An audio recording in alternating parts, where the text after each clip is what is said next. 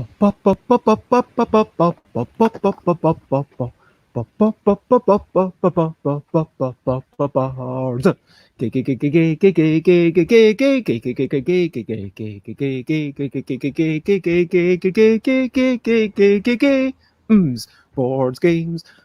games, it's what we're talking about.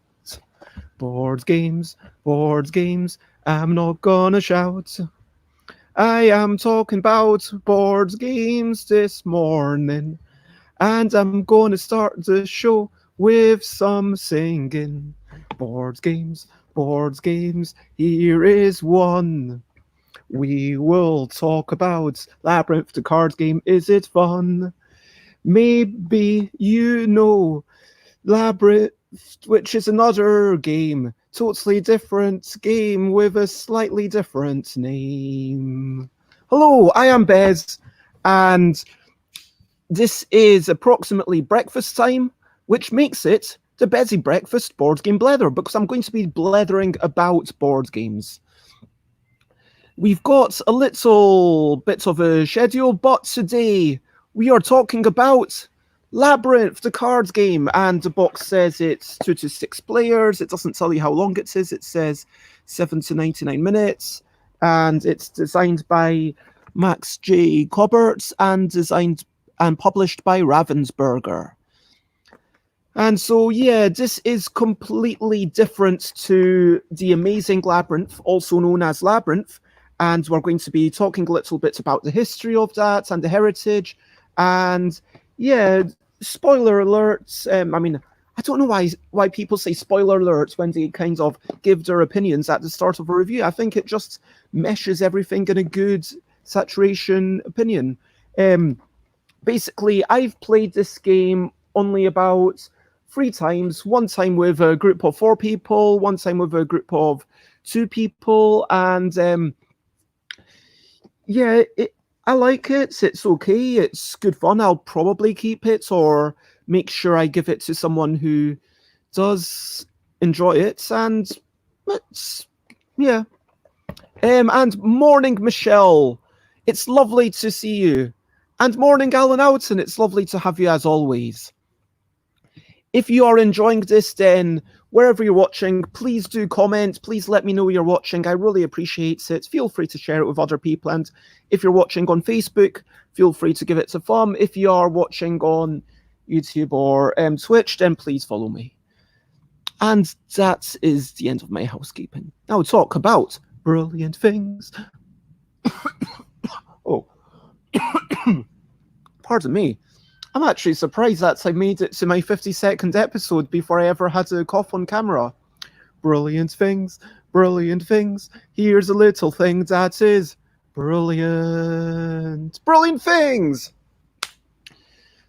Yesterday, I believe that we talked about nature, we've talked about the rain, we've talked about the sun. I just want to talk about the fact that I have this canopy of leaves above me. I want to talk about shelter.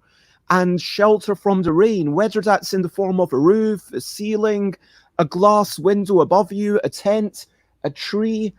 You know, I have a special fondness for tents, and in our kitchen, we literally have skylights, so it's big windows about, you can't see how big my hands are, but it's about, they are about this size, I would say. I'm actually looking at them right now. This is how big the skylights are.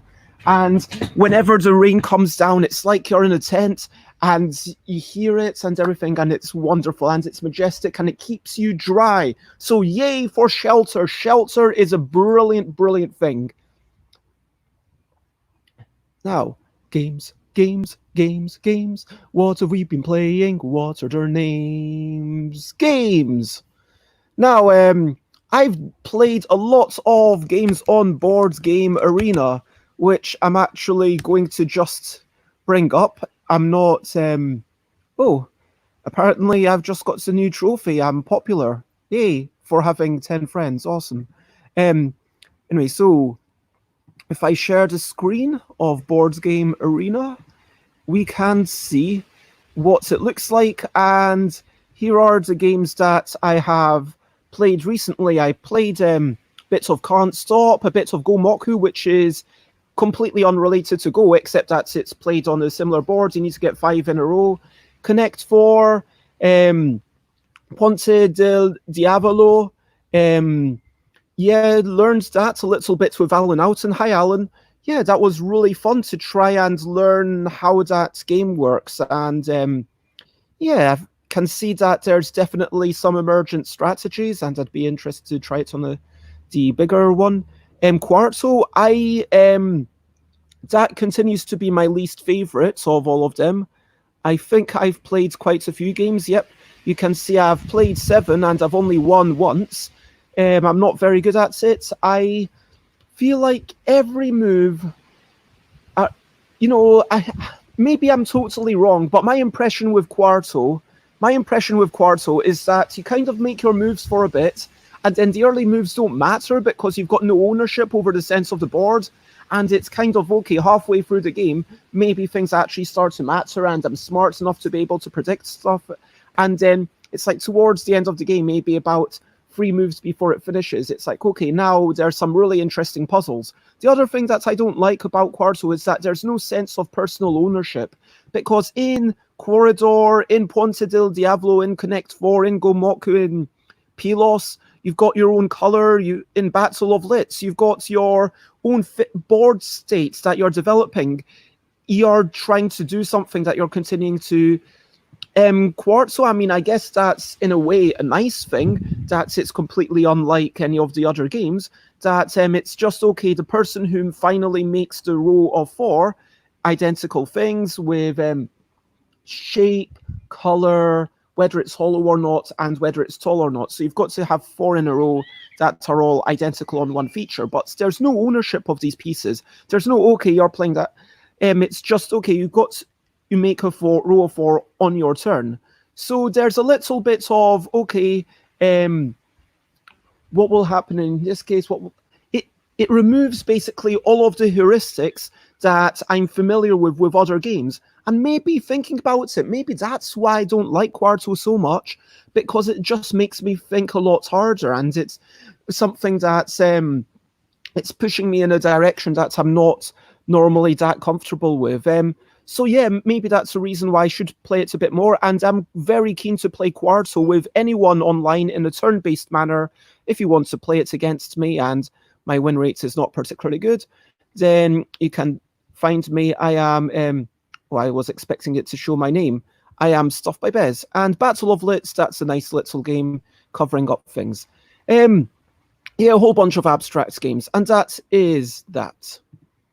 And Michelle says, Dave, been playing a bit of Can't Stop on Board Game Arena as well. Also, the mall is under construction from the 54 card contest on BGG, and damn it, which was a 24-hour development contest. That sounds like good fun. Were those print and play things that you played with your partner, or I think you live with a partner but no one else? Sorry, I just kind of assumed that information that I've been given via these live streams is kind of public information. Let me know if there's anything that is private or whatever. But yeah, that sounds like good fun, and I hope you enjoyed all those things. That is games we've been playing, and I know that Alan Oughton's been playing Ponte del Diablo, although they might be a bit, I don't know how they feel about it. Let's move on to daily highlights.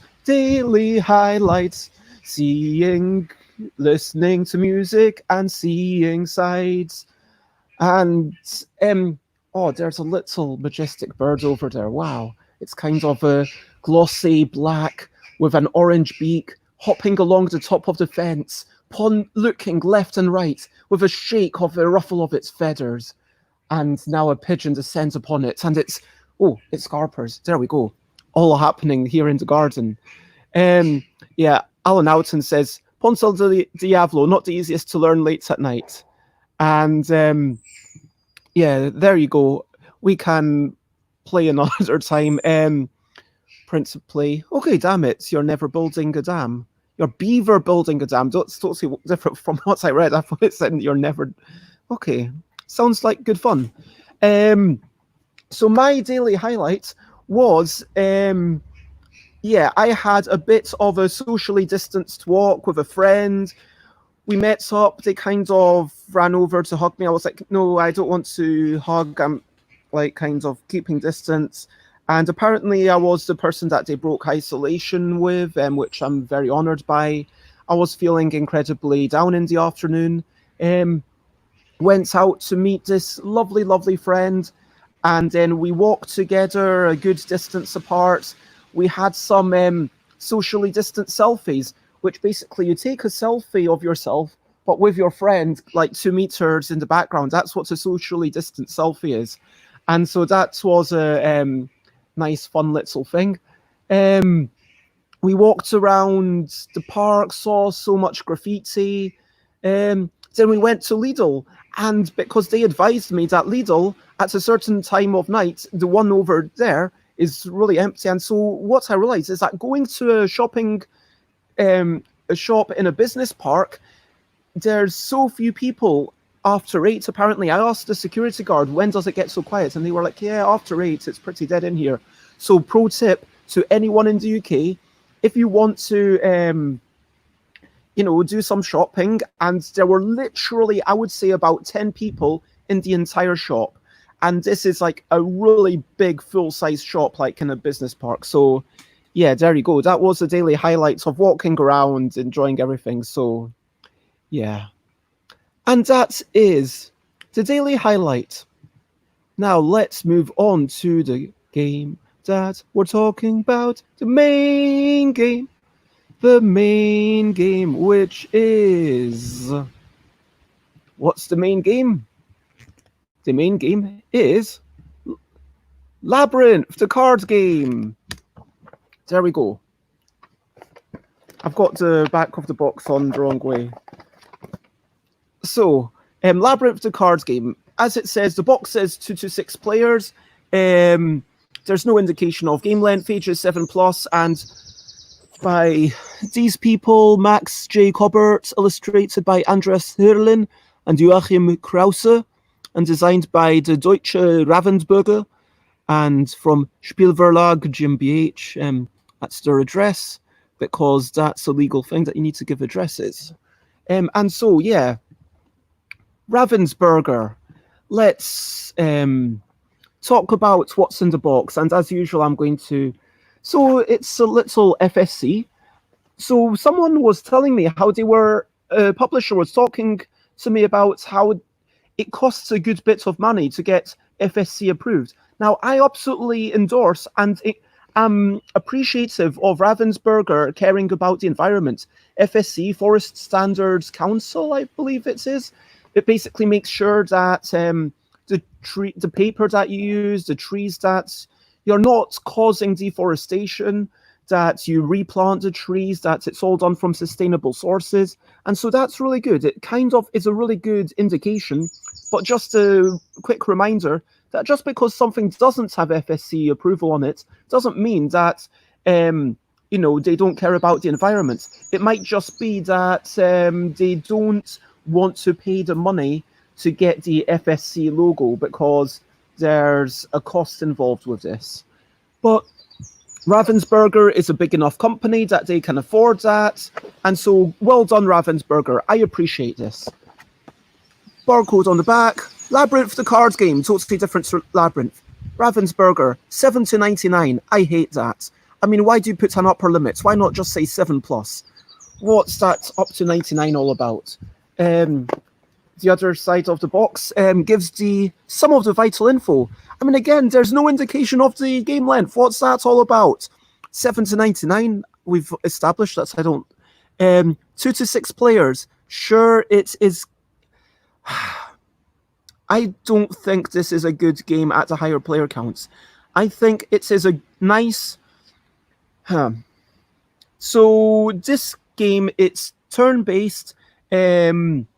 There's not much board presence that will carry on from turn to turn. I would say that even in a 2-player game, the board state is likely to change quite a bit before your next move. And so in a 6-player game, what this means is that you're unable to think about the game until it gets back to you. If your idea of a good game is playing a card occasionally, chatting about something completely different, maybe drinking your tea and having social chit chat with the players on your left and right, then this is a great game at 6 players, or why not bring it up to 7 players? I mean, it's fairly arbitrary at that point. But frankly, I think that the higher player count, it just gets slower, it gets a bit more dull.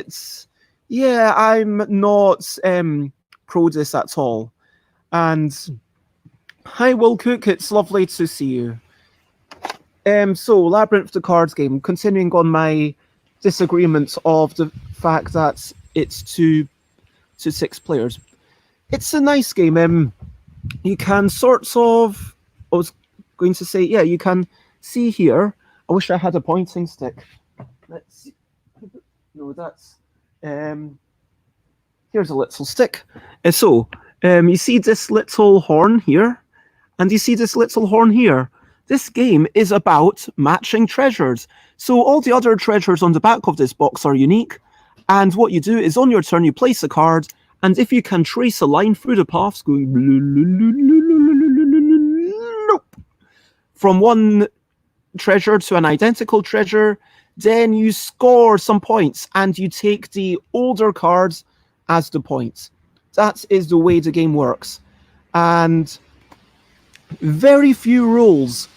I would kind of agree with that. It's not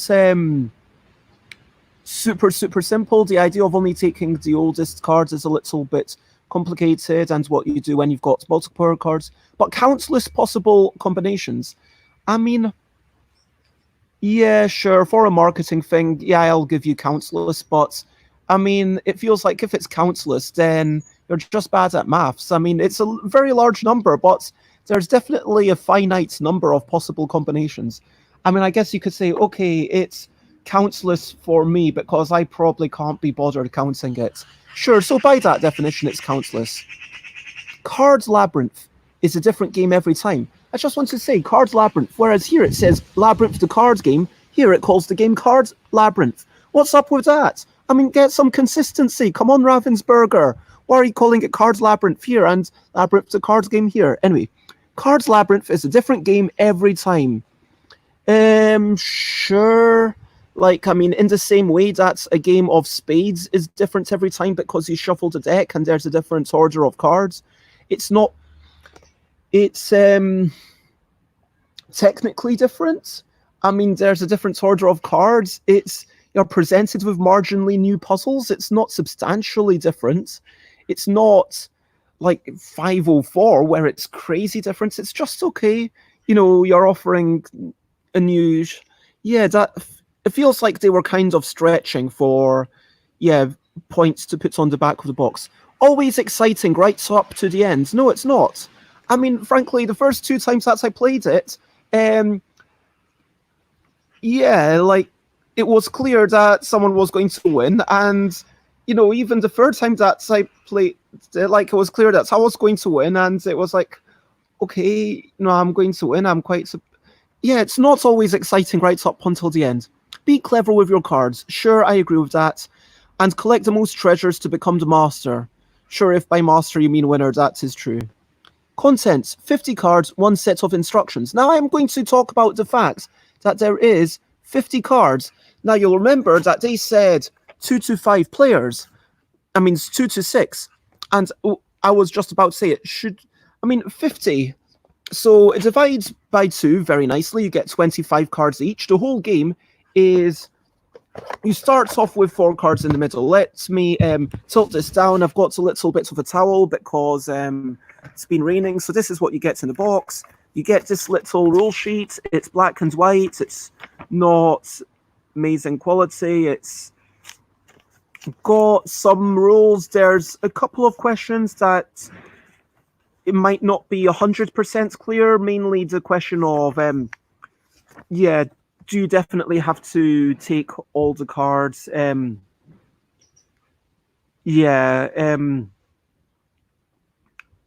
It's the second rule of when you collect treasures is a little bit unclear. I had to double read it, but that's escape. Anyway, so these cards, as usual, for Ravensburger, they have Ravensburger, Ravensburger, Ravensburger, written about I don't know how many times, literally countless. If by countless you mean that I can't be bothered counting them because I can't be bothered. So those are all the cards. Let's take them out. This is the box inlay. It's quite fancy. It's a bit superfluous. It just needs space for the square cards to go inside like that. It does that job perfectly well. And it's a little bit thematic. I like this plastic inlay. Yeah, nice job with that. Obviously, the box could have, in theory, been this size, and that would be a lot more portable friendly. And I'm a big advocate of having boxes as small as they can be. Having said that, I'm aware that this is part of Ravensburger's pocket range. I recently bought it, so I never talked about how I got this game. I bought this game at Lidl. I think it was literally about £5. It might have been even less. It might have been £4. It was clearly overprinted. Clearly not as many people wanted it as they thought. And I bought this along with a Scotland Yard mini game, not the full Scotland Yard, and also like a Kurucha mini game. And there might have been one other thing which I liked less. Anyway, they were mostly decent. I mean, for that price, it was a decent game. So this is the kinds of cards that you're getting. Anyway, so boxes, you generally want to keep it the same size. That's going to be cheaper for Ravensburger having a plastic mold. They want to keep it consistency. They want it nice on the shelf. And tiny little boxes, they do disappear on a game shelf, so it is all about how it looks on the shop. But personally, I kind of still feel, it would be nice if it was like just a little box of cards, which is why I do the Eldec and Kitty Cataclysm no bigger than they need to be. So, 50 cards. You start off by flipping over cards into a 4x4 little square without looking at them. And then you have 46 cards remaining. And these cards, on your turn, to set up, you're going to have 2 cards each. Let's say we were 3 players. That's 2 cards here, 2 cards here, and 2 cards here. Now, and there's the deck pile wherever the deck goes. Let's shimmy that forward. Now, I just want to talk about the maths of that. So take a moment to consider. 50 minus 4 is 46. 46 divided by 2, that's 23. So that's fine. Okay, you're going to have everyone having an equal chance to play. 46 divided by 3, that's what, 16, that's 15, and the start player gets 1 extra card. 46 divided by 4, well, now you've got start 2 players get 2 extra cards. 46 divided by 5, well, start player gets 1 extra card, and 46 divided by 6, well, that's 36, 42. Start 4 players gets an extra card. So I will just say that there's probably enough randomness that you're not going to care too much about exactly how many cards everyone gets. That's okay, that person got 1 more turn than you. But still, at the same time, I can totally see why this is a game where it's youngest player starts. Because if I lost by 1 point and I wasn't the first player and the first player got an extra card, I'd be thinking, well, I basically did as well as the first player, so it almost feels like that should maybe be the tiebreak. I mean, in games where, yeah, I mean, it's all about being able to divide by 2, 3, 4, 5, and 6, and that's a big ask. I mean, the smallest number that divides by all of those, I believe, is 30 or 60. I mean, so there should have been 64 cards, I would say, not 52, because then 60 would have divided by all those cards equally. I also want to say that, 46 divided by 2, 23 turns, you're getting a decent amount of turns. But 46 divided by 6, okay, now you're only getting 15. Is that enough turns for you? Is that enough action? Yeah, so, yeah, I feel when we played it, I think it was 4 or 5 when we first played it, and back then I felt like this game is just too slow. And so, yeah, getting back to how exactly this game is played. So first player looks at their cards and they're like, oh my god, I've got two that are the same. You're looking at things and you're trying to make a path that links from one treasure to another treasure. So here, I don't know if you can see that, but these two both contain the little night mice. The mice knights, mouse guards, I don't know. Anyway, so that, in theory, I should be able to take this card. But if I were to take it, I would be splitting the maze. That's a thing you're never allowed to do, so I cannot take this card. Otherwise, this person might be like, okay, you know what, I'm going to play this card because, yeah, I'll keep the mouse for hopefully getting the mouse later. Because now, if I play the mouse on this turn, then I'll be able to take it, and you can track a thing from mouse to the other mouse, and you'd be able to take that mouse without destroying the maze. But it's probably not going to get back to them in the same state. Now let's look at player 2. Player 2 says, aha, I'm able to play the crown. Haha. I play this one, and crown to crown, I'm taking your thing. And that one goes down there as a point, so they've got 1 point. And they draw another card. You always draw another card at the end of your turn. This player forgot to draw a card. Now, player 3 looks at this. Whoa, they've got 2 horns. And are looking at the dragon, which doesn't match. The chest, which doesn't match. The horn that doesn't match. And then they're thinking, well, what the hell am I meant to do? This is just frustrating. And that's one thing I don't like the game. Whenever you place a card, it has to have a path matching at least one path. It doesn't have to match everything, so you could do that. So like path to path, even though this one's blocked, but it has to match at least one path. Let's say they go there and are like, okay, well, actually they would probably do... Oh man, this is really... I want to set it up so that I might be able to stand a chance of picking it up next turn at least. Okay, let's say I do... No, because in my other hand, I'm kind of thinking, okay, this is the only way to connect these with that or that. So I've got to keep one of these two sides free. Yeah, that would work. Okay, that person's works it out and are like satisfied. They've done a little puzzle. Now back to player 1. And player 1, if you remember, they set this up to have the mouse guards, and now they are actually able to grab it, so they are reasonably happy. They score a point.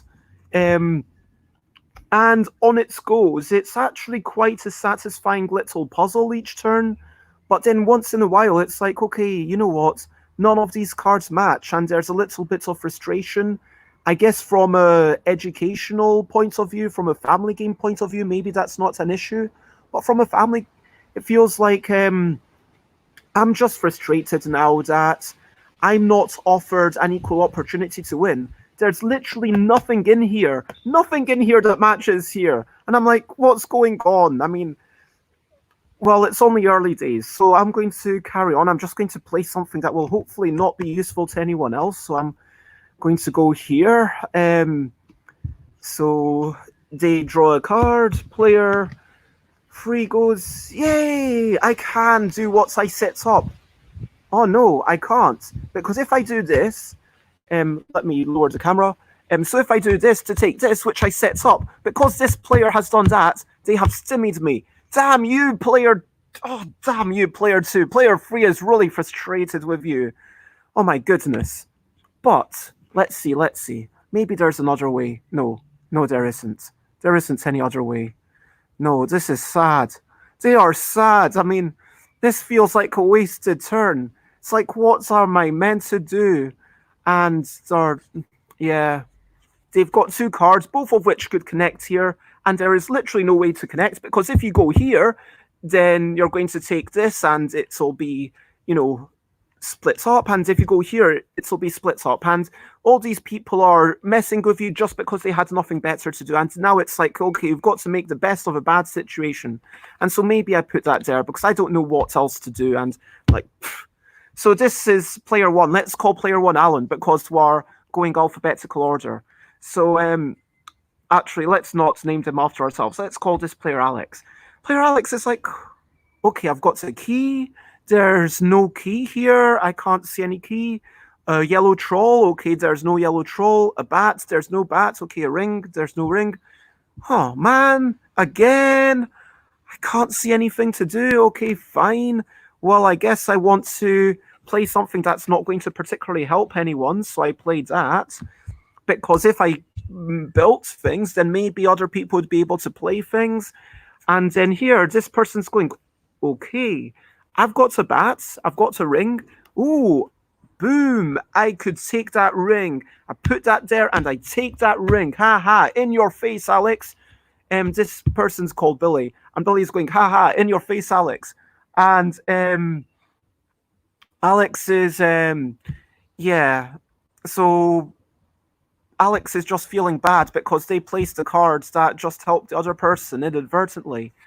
And now this is C for Charlie, like, you know, Charlie Paul. And Charlie still has two horns. The horns still can't attach because if this goes away, this can't be here. Charlie realizes that they probably should have done that to help them. Okay, that's really frustrating. Do they have anything else? Okay, they've got the treasure chest. There's no treasure chests. They got the cup. Ooh, there might be a cup. Oh, boom. Phew. That is nice. Okay, they feel a little bit of satisfaction. The cup goes here and there. And so I probably don't need to play through the full game. I'm sure that you've realized how the game works. And then it goes. Oof. Knees.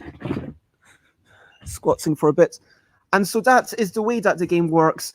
And then it carries on until you've played out the entire deck. Then you play your remaining cards. And that is the end of the game. Even within two players, you're stimming each other all the time. Yeah, this is... And you kind of feel that frustration with, oh my goodness, I helped someone. I mean, why did I help that person? And you just feel bad about it.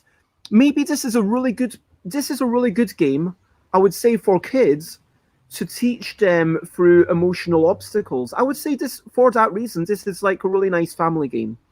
I would say that as a family game, it's okay, sometimes you don't get the cards you want. You have to deal with that. Sometimes you're going to help someone else inadvertently. You have to deal with that, even though it's a competitive game and the game is trying to tell you, try to get the most points, but you still need to be okay with sometimes giving people points accidentally. Sometimes you just can't get anything, and you might not get anything for 5 or 6 turns in a row, and you get more and more upset, but you just need to learn to deal with that. So maybe this is a good game in that way for children's emotional development.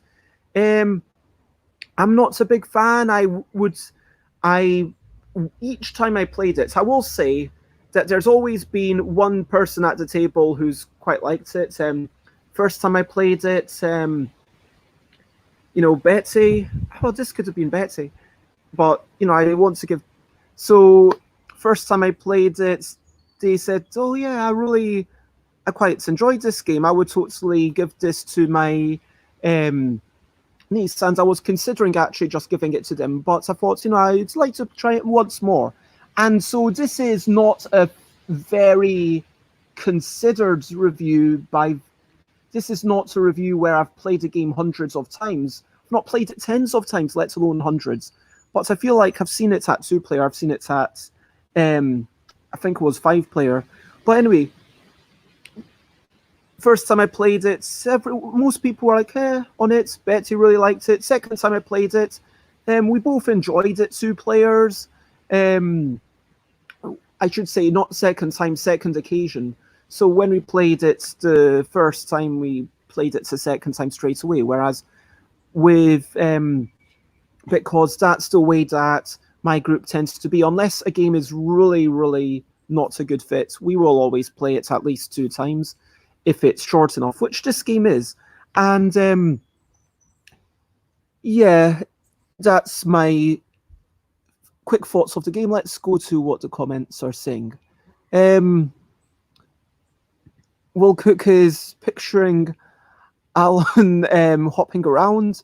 So, yeah, there you go. And some people just aren't able to stop playing solo games. And yeah, why did I stop you playing? Just because I didn't want people to get too invested. I didn't want to say this is Alan and this is Bez and this is Will Cook, because then, so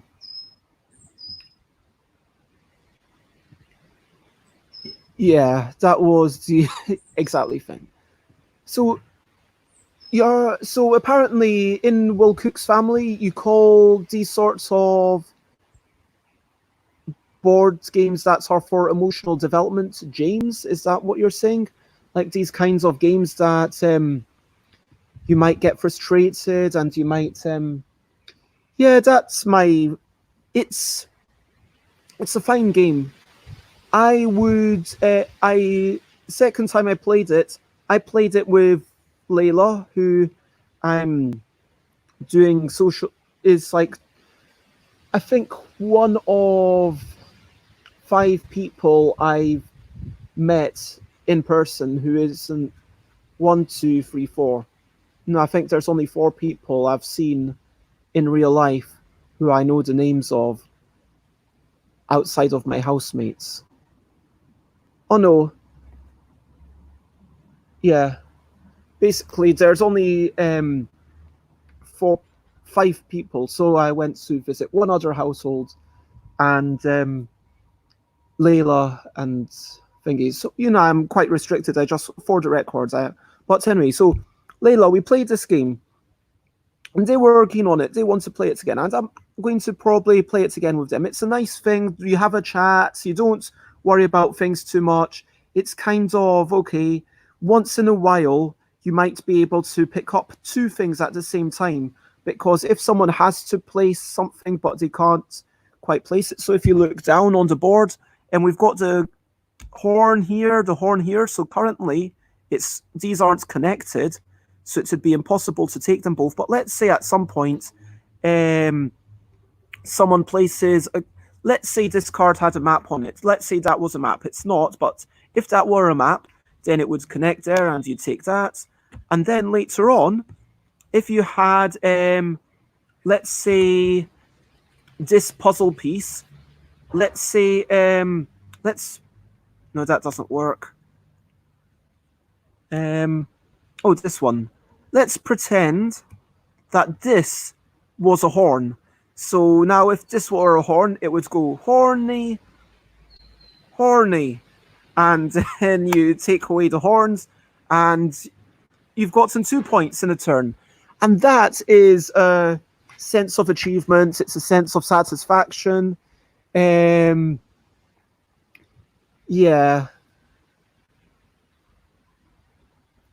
Yeah, that's yeah, that's nice when it happens. I feel good. There's just so much luck in this game.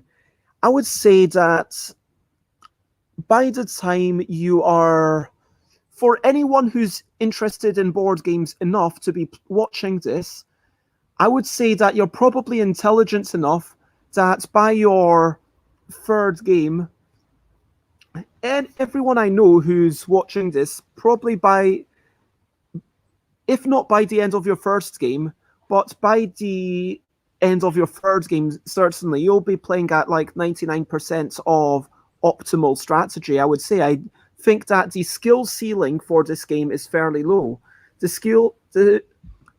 theory, you could think about the probability of drawing all the cards. You could make it a memory game. You could start card counting, and that would eke up your percentage thing a little bit. And I would say that in theory,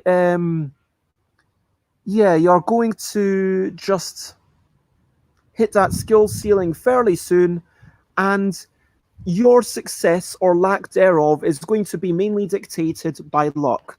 There is skill, there is tactics, there's a fair amount of tactics each turn as you try to work out what am I going to place, how am I going to get that thing? You need to understand the spatial awareness. You need to be able to turn around the cards.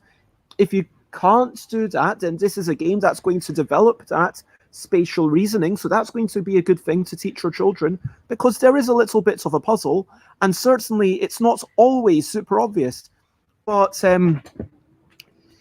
yeah, for me, it's not one I love.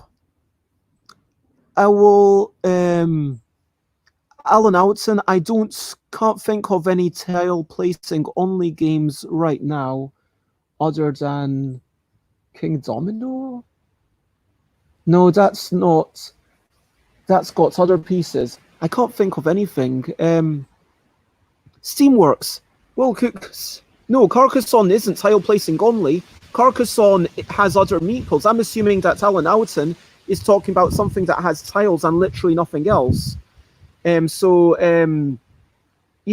Carcassonne definitely doesn't work. And if Steamworks has worker placements, then yeah. So we can't think of any tile placements only games. If anyone else can think of any tile placing only games, then let us know. Anyway, so I was going to talk about Labyrinth. Let's go quickly on to Board Game Geek to see the vital stats. It is 2 to 6 players. We've already said that I disagree with that. There's not that many votes for it. It's not that popular a game. People say it's best with 2, but they do still recommend it with more people, which is mildly surprising to me. I mean, I would not make those claims. The designer has made a bunch of other things. Andreas Harlem and Joachim, there's some beautiful artwork that you can probably recognize from the previous Labyrinth games. And BGG says it's 30 minutes, which that's a long time. That's like 30 seconds per card. 46. That's 45 seconds per card placement, approximately. I mean, if you're playing with family, I guess if people are taking their time, sure, maybe I would say 20 to 30 minutes is a reasonable thing.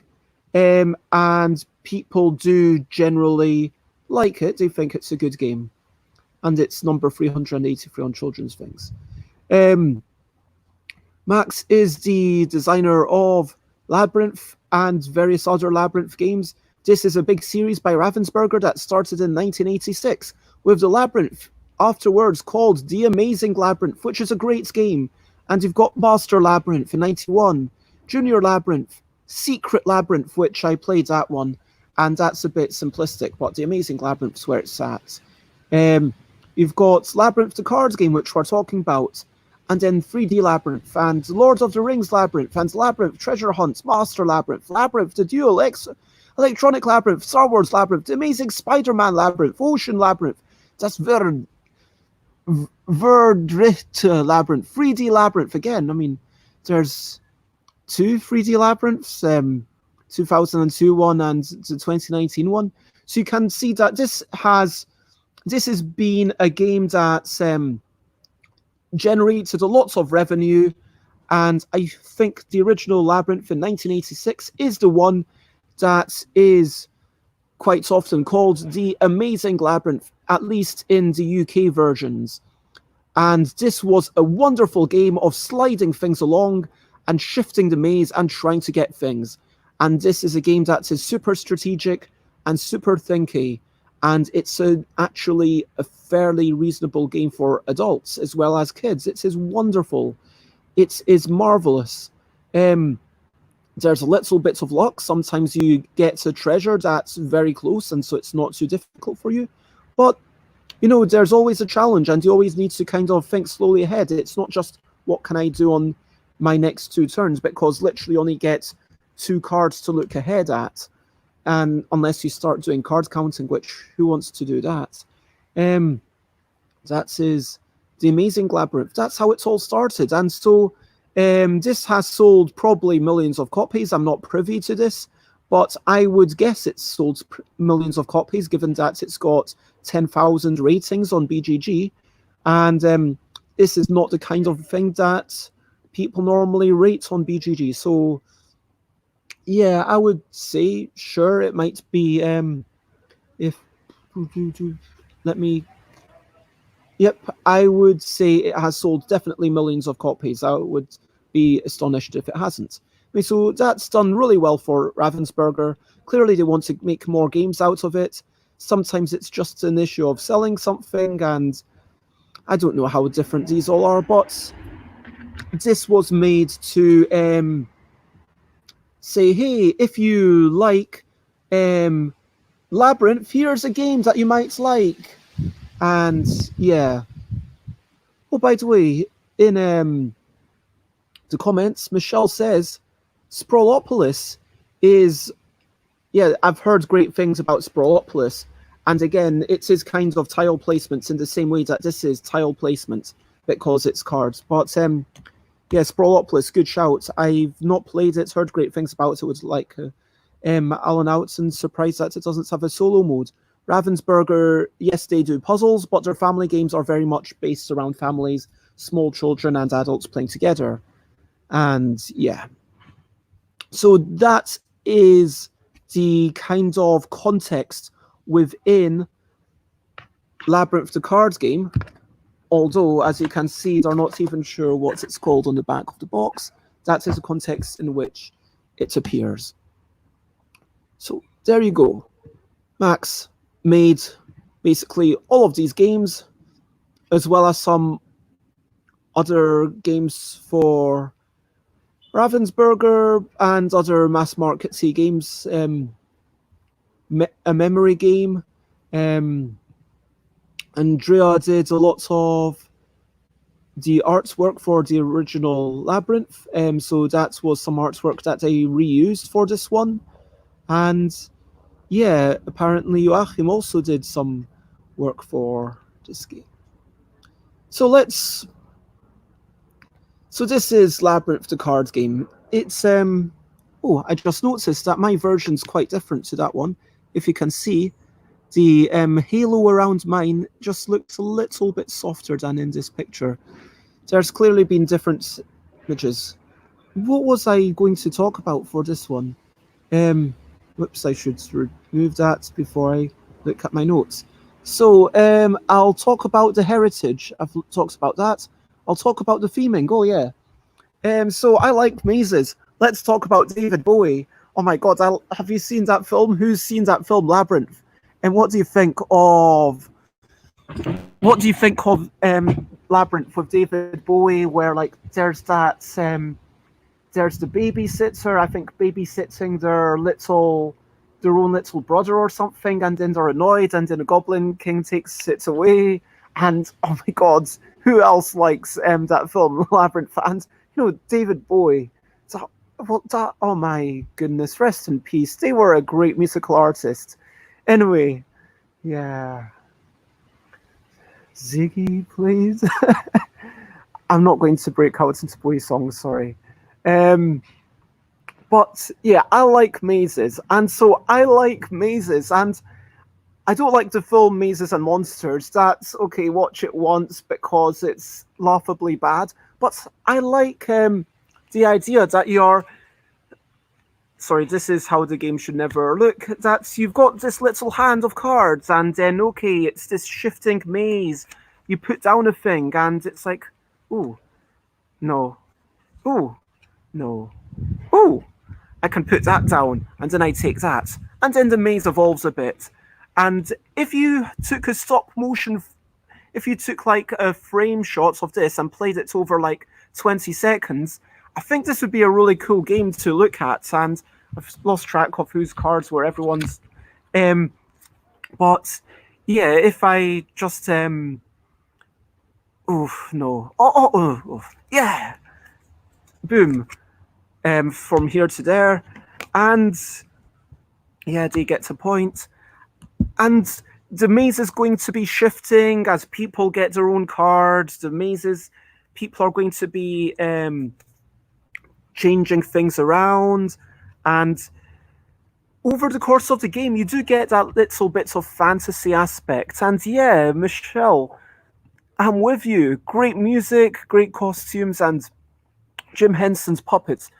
Dance magic, dance magic, dance magic. Do you remember that one? It's probably too young to be watching it. No, I mean, come on. Sorry, but it's a great film, and I think it's up on Netflix. Oh my god, I might watch. Oh no, I'm having people over, but oh my god, I love that film. If I weren't having people over, if we weren't, so today I'm having Chris over. When I say people, it's just Chris. Don't worry. Um, and playing Pandemic Legacy. Anyway, so like I'd probably be watching that. That's such a good film. Jump magic, dogs on snails and puppy dogs' tails. That's a great film. Um, just gets a bit lost at times. What? Yeah, there's some pretty cheesy parts. There's some silly parts. I mean, I love the sorts of bits with the MC Escher bits at the end. Anyway, I love mazes and the amazing labyrinth. It taps into that love. You're pushing things around, and every turn, because actually the actions. So it takes several actions before you are doing your thing. It feels fast. The amazing labyrinth. You're shifting things around. You're thinking, okay, I'm going to shift that, and then I'll get to my bit. And you're trying to work out a series of moves, and then you plan ahead, and then you execute upon that panel of action. That is how the Amazing Labyrinth works. I like the Amazing Labyrinth. This game, I like this game too, but it's totally different. This game is okay. I've got 2 cards. Can I score some points? If yes, then put down my cards and score some points. So I could do that and take that, but I can't because if I remove that, then it's going to be gone. But actually, now I look at it, I could do that. And now this is going to keep the integrity of the maze. And so I feel good about that. So I've taken a couple of seconds, I've worked out the puzzle. And if I were to play again, then I'd be like, okay, this horsey, how can I make it connect? Okay, it goes there, and then I take that. And I feel reasonably happy after like maybe however long of having worked it out. Frankly, sometimes when people are showing their cards and then I can say, oh, you could do this, it's just a little bit frustrating, but you don't want to tell someone exactly what to do. It just feels a little bit slower. Sometimes you can have someone who's just stuck. This is a game that can be bogged down in analysis paralysis. Someone might be unwilling to accept that, okay, let's say it were like that because previously it was connected. Can't be like. So let's say this is the state of the game, and I'm like, okay, I can't make this, okay, I'm just going to accept it. But, oh, actually, I could get the... That's a terrible example because I can't take the thing. But let's say this was the board state, and for a child, maybe they aren't willing to accept that, oh, I can't get the unicorn. How can I get the unicorn? I can't do that, so I can't. And maybe after a certain point, they accept this, but then once they work it out, then it's the same struggle every turn.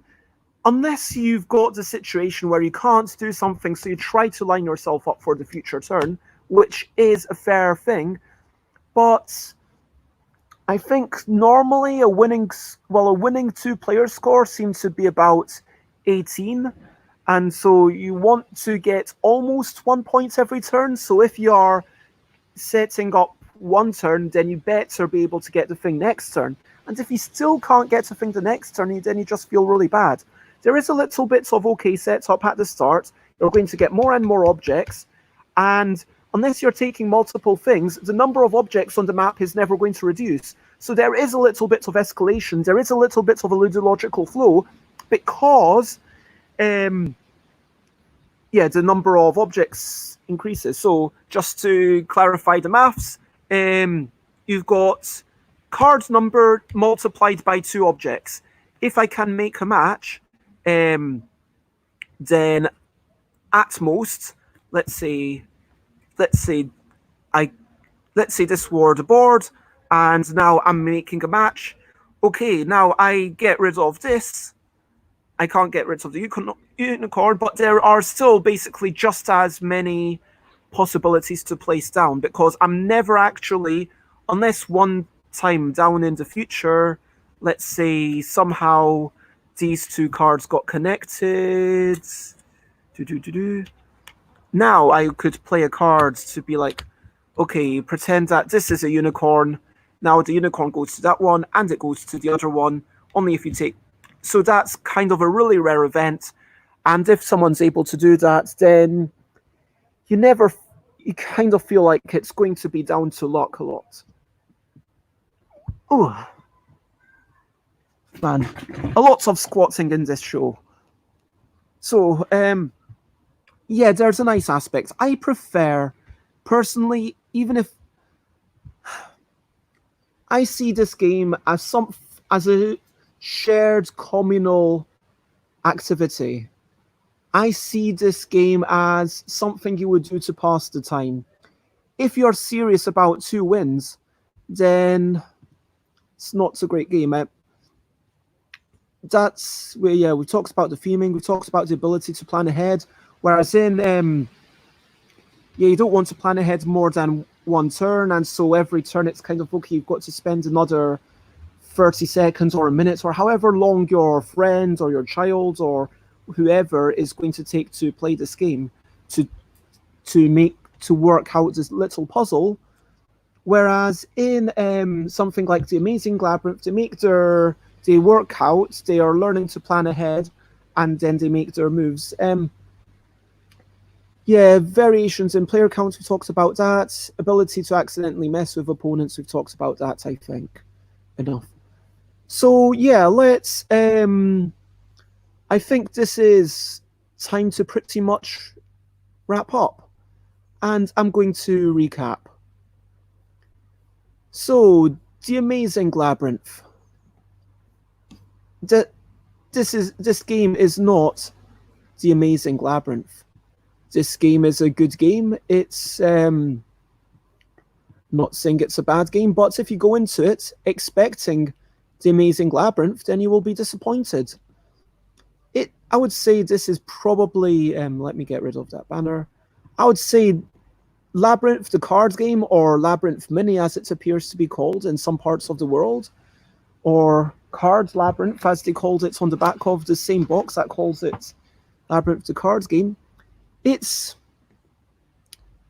a nice game. It's a shared social activity. It's something that you would play together, that you have some pleasant times with, you forge a social experience. There's going to be, wow, that's a big one.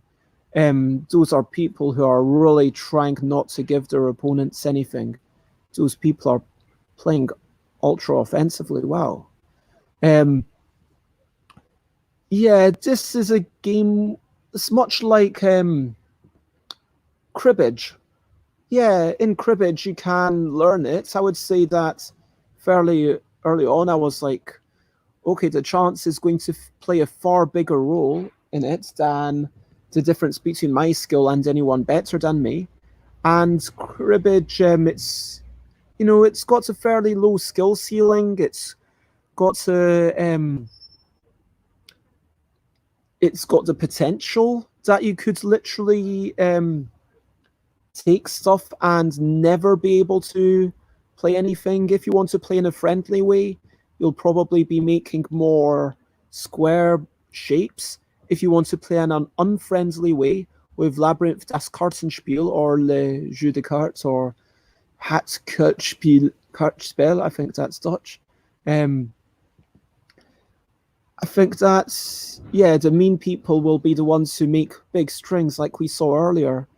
It's a fine game. I enjoy it, and I'm sure that... Oh, what's going on here? That's not Labyrinth. Why is that in Board Game Geek sometimes has some images that are clearly wrong? And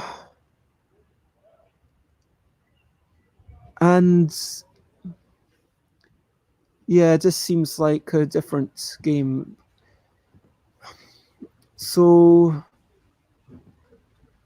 yeah, it's a nice game.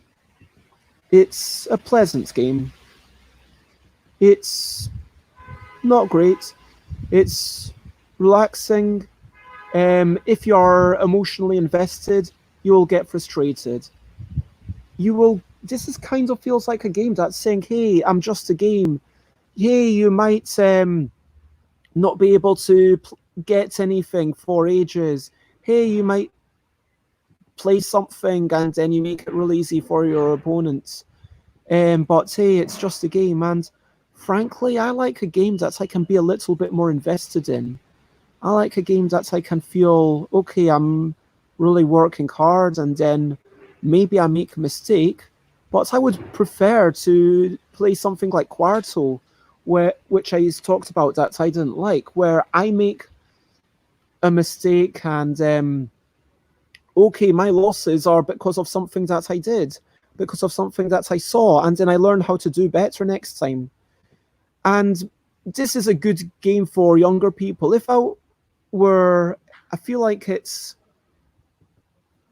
yeah, oh, in this version of the one, they say it's 20 minutes. There you go. They didn't say that in any of the other versions. So that is my analysis of Labyrinth, the card game. It's pleasant. It's nice. I would give it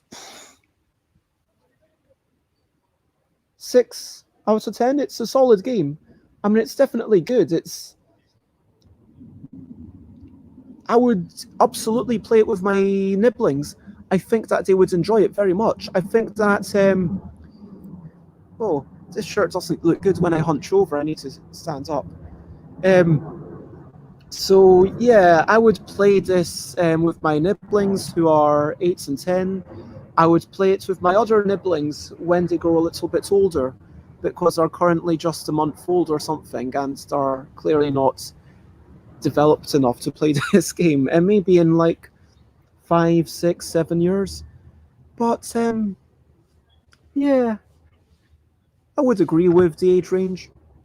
I think that you could do it. The only thing is that, yeah, the question of when exactly you get the cards can be a little bit tricky. So, going back,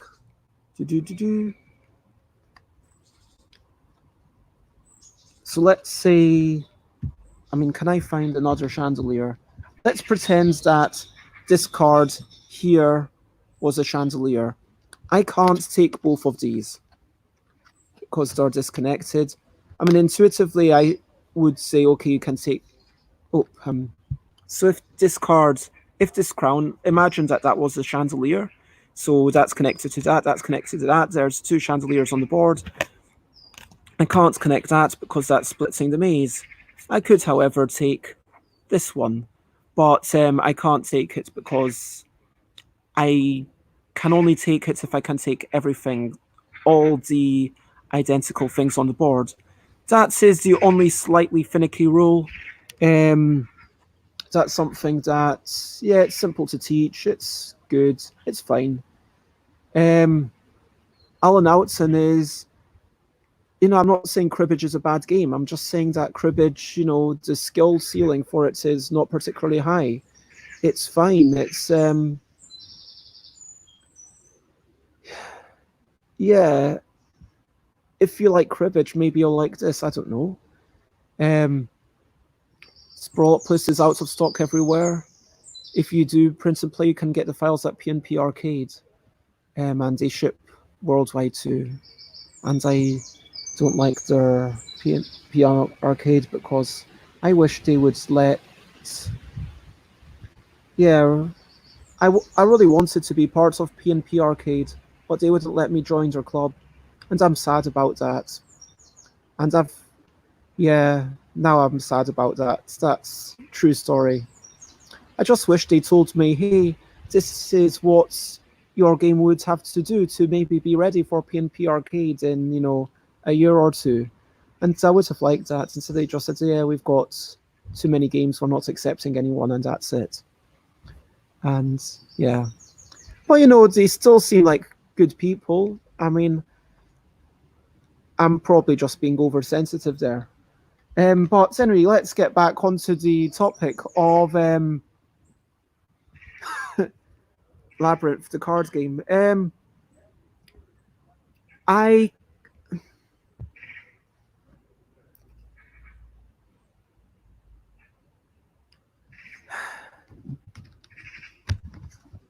I enjoy it.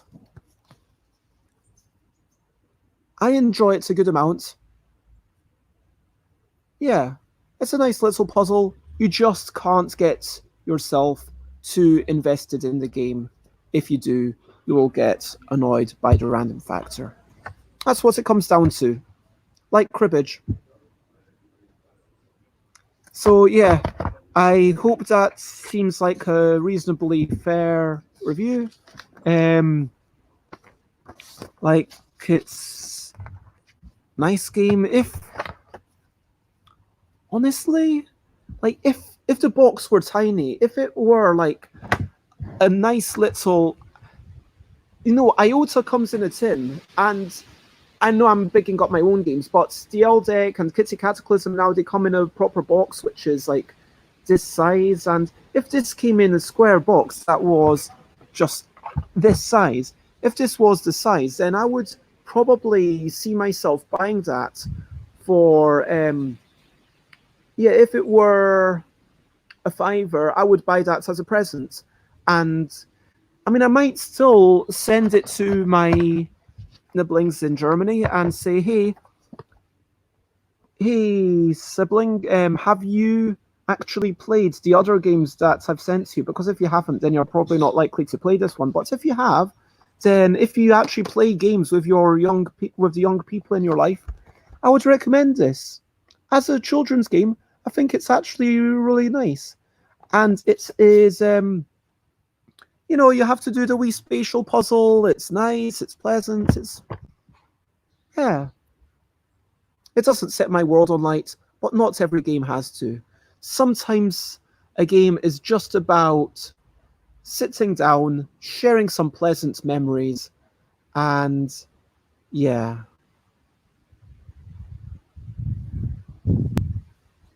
No, that totally could not work. You totally need a maze. I know you're just joking. Why are you gurring, Alan? What's up with you? So, I think that's us done. I feel like I should probably start doing my 1 minute kind of recaps, which I'll put up on YouTube certainly, and probably Facebook as well. Maybe Twitch as well. Maybe one day I'll just do a long series. Maybe I will do a Twitch where on Twitch I'm like doing the behind the scenes, how I set up the 1 minute thing. Maybe that would be fun. Tell me if you think that would be fun, like a thing where kind of. I mean, this is basically just a big ramble and it formulates my thoughts, but I would like to. Maybe my summary should be 2 minutes because 1 minute was just a bit too much. Anyway, so recap. I like the game. Don't get too emotionally invested, but you've already heard everything. Looking forward to. What am I looking forward to today? I'm looking forward to cooking some food and playing some Pandemic Legacy Season 2. My daily hope and ambition is that I will cook something that is tasty. That is my personal hope and ambition. My next stream. Oops, I'm going to just delete that. My next stream. Tomorrow, on Monday, I'm going to be interviewing Amy Woolsey of the Dice Cup, which is a place in Norwich, Nottingham. It's one of those two places. I think it's Nottingham. I will have to double check. But yeah, Amy Woolsey, lovely person. We had them on Thursday, I want to say. And then I invited them to come on Monday before they opened their shop next week. And also, talking about board game shop owners, I'm interviewing Shaz soon from Dice Settlers, another shop that I've got a personal affiliation with because Shaz supported me in the days of In a Bind and is a big advocate of Yogi. And so, yeah, but Tuesday I'll be doing some sort of review. That is us. Yeah, sure, if you want to request segments, go for it. then I would like one where you sing your praises. I mean, that sounds like lots of effort. We could. I'll ponder a musical section on.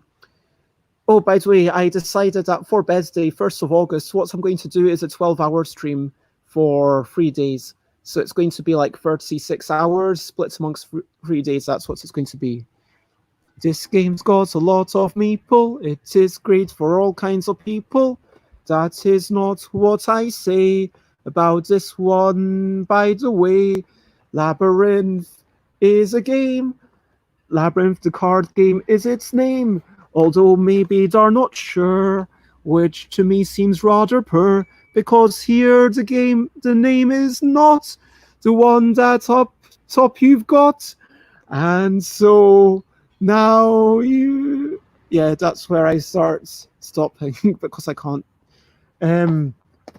If you get too emotionally invested, then you might get frustrated because there's a lot of chance and you'll suffer some circumstance where you can't get a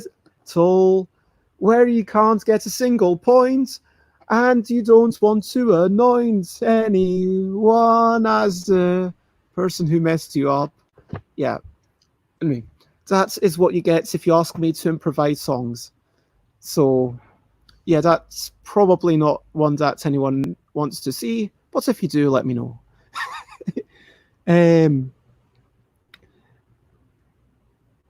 Oh, awesome. So there's a 12-hour stream, a lot of last night's lots of people doing stuff like that for charity. I mean, as I said, I'm interviewing Gamey Wosley of the Dice Cup tomorrow, that's a thing, and then going to be reviewing things, and I'll be playing games on Tuesday, 8 to 10 p.m. If you liked this show, then please check me out on stuffbybez.com, twitter.com/stuffbybez, instagram.com/stuffbybez, twitch.tv/stuffbybez. Please follow me. Facebook.com/thingsbybez, because Facebook does not let you have F&B next to each other. But however, Stuff by Bez is my page name, but the URL is facebook.com/thingsbybez. And you can email me on stuffbybez@gmail.com. And that is that. And we have rambled. And I'm